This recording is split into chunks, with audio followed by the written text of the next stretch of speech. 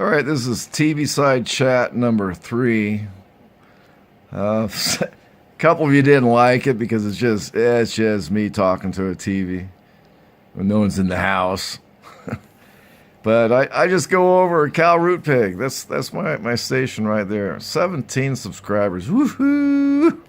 Anyway, we did 5 trips since the last TV side chat I did, and the first one was trip 5. And what we try to do is just, well, let's do it this way. You go on my playlists, they're all in order. So you come down here and you book on over there. So anyway, we're trying to get out of the smoke. You remember those the fires that burned out Paradise and Magalia? We're only about 40 miles from there, and that smoke was hitting us, and we took off to Truckee, and just went up, 6,000 feet, and spent the night there. The thing that we learned on this particular trip was, if you're going to go up to cold weather, in a 17 degrees out, your water line's going to freeze, so keep that in mind when you decide to do it. Trip number 6. Trip number 6 was Thanksgiving, and we decided to use our Jayco 175 as a bedroom, go over to her in-laws. They have a little farm out there, and spend Thanksgiving. Instead of driving back that night, we decided that we were just going to spend the night over there, and it was storming. So this trip kind of highlighted wind and towing with the Highlander and the Jayco. Now, we had some wind coming out of the desert on trip number 4, I believe it was, which was pushing me around. Yeah, you feel it. It wasn't bad, but drama, you got to have some drama, right? So it wasn't pushing me around too bad. But this trip was blowing probably, I would say, 30, 40 miles an hour. And we got over there okay. It was mainly just real heavy rain the whole trip. But when we were coming back, we stayed an extra day. Just because the morning after Thanksgiving, was it the morning after? The morning after Thanksgiving was just blowing. I mean, it was just blowing. So we decided to stay one extra night because we thought the next morning, usually in the morning the winds calm down. But on this particular tow back, we left early, and we were hitting they cause causeways and overpasses. Causeways go over dry land that fill up with water. And as we were going across them, you'll see it. I'm trying to cue it up here if I can do it. Who knows? Yeah, there it is there. If you look at the car,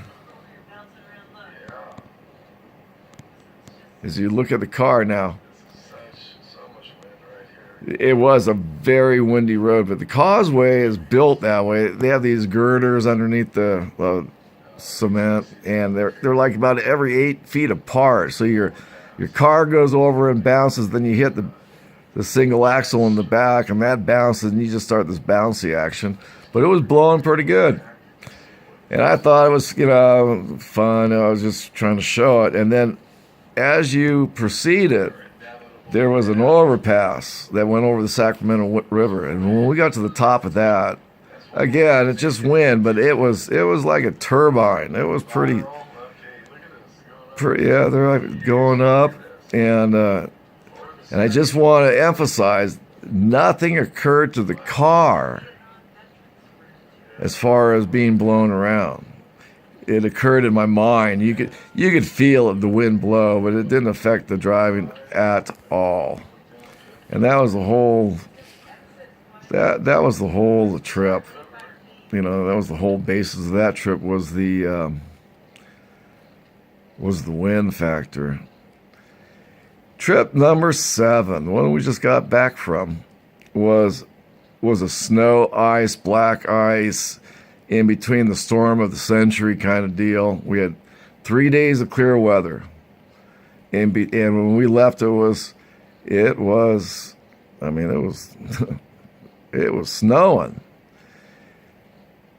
And we got over there, and there was this one part I want to show you. As we were driving through the redwood trees, it was like the giant redwood, the redwood mountains there in between the coastal mountains.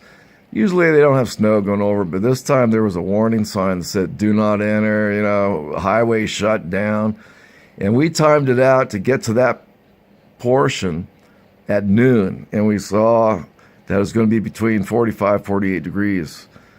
And I just said, let's go for it. If we can't make it over, we'll turn around and go down to Bodega Bay, something like that. Just get out. So I want to show you this, just to show you. We were at this one point when we were in the ice, right here, the last mountain range, and we were cruising down, and nobody was behind us. Nobody. We saw about 3 or 4 cars coming eastbound. One was the CHP police. Nobody. In the 40-mile stretch, in times I was just going, 15, 20 miles an hour, and you'd figure people would be behind you. Nobody. 3 degrees above zero. Nobody was there. This was afterwards. I have to go back. I have to let you hear it. You'll hear the engine just kind of erupt, and then and then my wife's here. I think it's right around here. My wife shut down the camera. I want to drive, she said. I said, yeah, right. 30 more miles. Yeah, we have about 30 more miles. So I'm going to see if yeah, we're going up. We're going to be going up. if this is the part. It gave me a startle. Camping.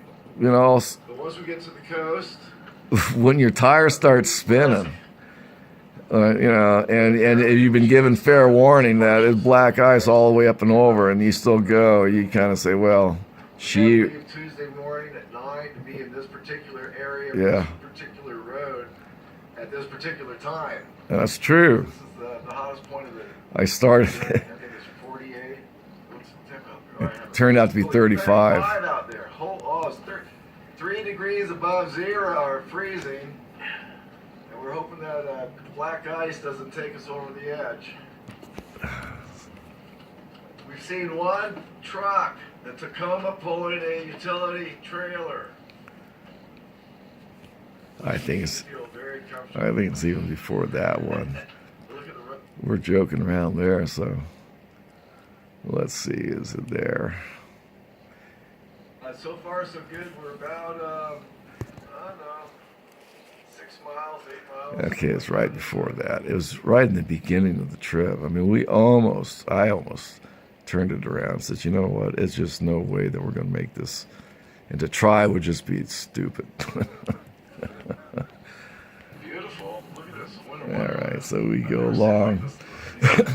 And again, these are the coastal mountains. Look at that. That's coastal. We got hit hard, and we're getting hit right now. Okay, we're coming up through Highland, like snow's falling off the trees. Look at this. That's all black ice. That's black ice. Just don't finish. And that's black ice, and that's something going on. It was thawing out a little bit. Here it comes. This is extreme camping. Oh, turn this. Extreme trailering. You've had this on Look for at that. Look almost at an the stuff hour. that's come down. Huh? This is on for an hour. No, it isn't. Yeah, and I'm trying to catch all this, and Here we go. YouTubers. This, folks. Middle of winter. Biggest storm of the decade. Like, First time it's snowed in the Bay Area, Silicon Valley. okay, since, I think, yada yada yada. I'm cruising along, 70s. 70s. Skis. and we're feeling a little bit better. No cars yet, as you notice. This is a highway. Nobody. There's one guy. Go catch a fish. Lingcod.